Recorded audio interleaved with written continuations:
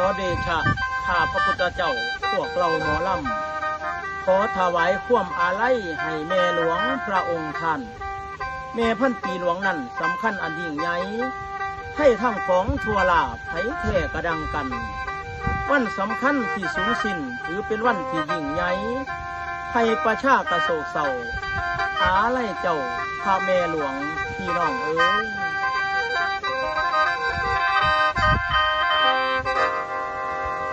วันเลยวันสูญสิ้นสูญเสียครั้งยิ่งใหญ่สุดแสนที่อาลัยแสนเสียดายพระเมเจ้าเฮานี่จากไปปวงชาวไทยนั้นโศกเศร้าเงาหัวใจนอว่าเวป่านหัว60เพศพระราชวังประกาศให้คนหมู่เจ้าผู้ว่ากันว่าสมเด็จพระนางเจ้าสิริกิติ์ราชสนนีพันปีหลวงนั้นเพิ่นได้จากเข้าไป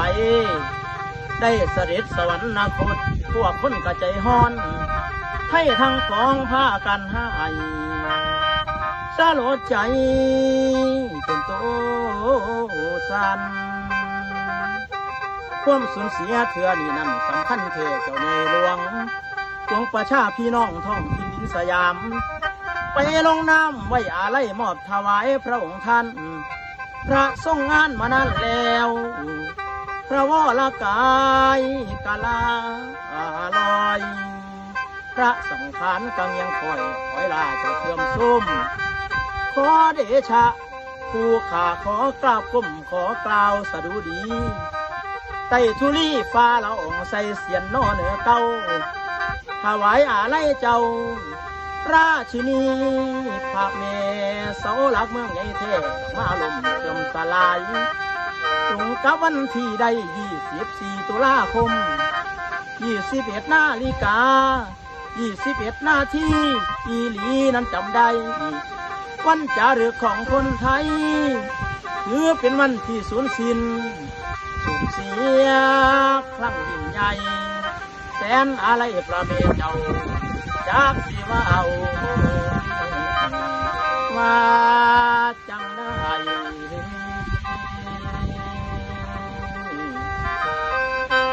เหมือนกับใจของคนไทยถูกฟ้าฟาดคนทั้งชาติคิดไม่ตกอกภาวะอนิจจังทุกขังอนันตานี่ละนะเกิดขึ้นมาแล้วดับไป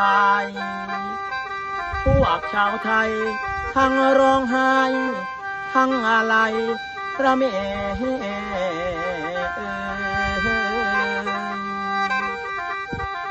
ด้วยกล้าวด้วยกระหม่อมขอเดชะข้าพระพุทธเจ้าหมอลำเสน่ห์มหาชัยขอน้อมกราบถวายพระผู้เสด็จสู่สวรรคาลัย